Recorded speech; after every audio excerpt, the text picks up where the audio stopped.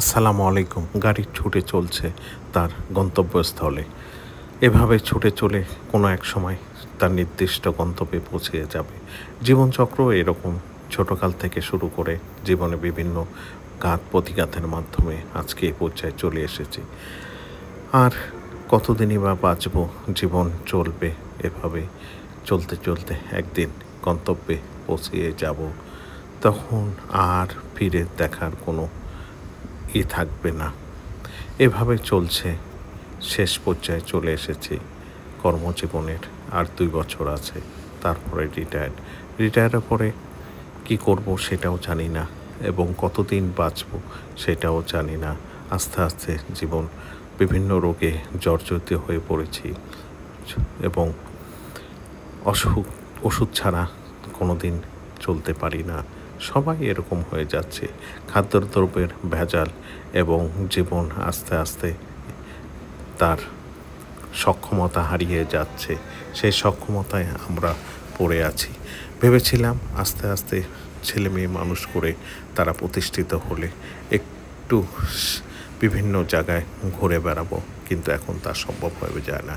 এবং সারাদিন কোথাও থাকলে মনে হয় কখন বাড়ি ফিরে যাব, কতক্ষণে বাড়িতে পৌঁছাবো। বাড়িটাই ভালো লাগে, জানি না কেন ভালো লাগে। কোনো অন্য কোথাও বেশিক্ষণ থাকতেও মন চায় না এবং বেড়াতে মন চায় না। বাড়িতে আসলে একটা প্রশান্তি, নিজেকে মনে হয় একটা স্বাধীনতা, নিজের ভেতরে যে একটা স্বাধীনতা, সেই স্বাধীনতা বাড়িতে আসলেই তা মনে হয়। এইভাবে কোথাও গেলে কোথাও থেকে বেশি দিনও থাকতে মন চায় না। এভাবে চলছে জীবন, জানি না আর কতদিন এভাবে অতিবাহিত হবে।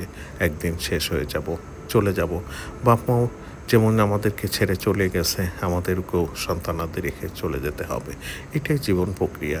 এবং আমরা সারা জীবন কষ্ট করেছি, তাদেরকে মানুষ করেছি। আমার বাপ মাও তো কষ্ট করে মানুষ করেছে, কি পেয়েছে তারা? কিছুই পায়নি। শেষ পর্যন্ত তাদের জন্য কিছুই করতে পারি নাই। আমরাও এইভাবে আস্তে আস্তে নিঃশেষ হয়ে যাব এই সন্তানাদি মানুষ করে।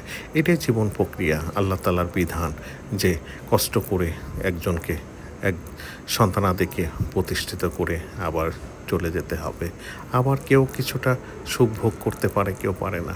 এভাবেই চলে জীবন, এইভাবেই চলতে হবে এবং কোনো একদিন শেষ হয়ে যাবে। হয়তোবা কষ্ট, দুঃখ, সুখ, শান্তি এই নিয়ে জীবন চক্র। হয়তোবা কেউ ভালো আছে, কেউ সুস্থ আছে, কেউ শান্তিতে আছে সন্তানাদের নিয়ে, আবার কেউ কষ্টে আছে সন্তানাদি। যে সন্তানাদির পিছে অনেক পরিশ্রম করেও অনেক অর্থ ব্যয় করে সে সন্তানকে মানুষ করতে পারে নাই কেউ, আবার কেউ প্রতিষ্ঠিত করতে পেরেছে, তারা স্বয়ংসম্পূর্ণ এবং তারা নির্ভরশীল এবং তারা তাদেরকে জীবনকে সুগঠিত করছে, আবার কেউ করতে পারছে না। এই হতাশা নিয়ে জীবনের চক্র, হতাশা এবং দুঃখ কষ্ট এবং নিয়ে জীবন চলার পথ।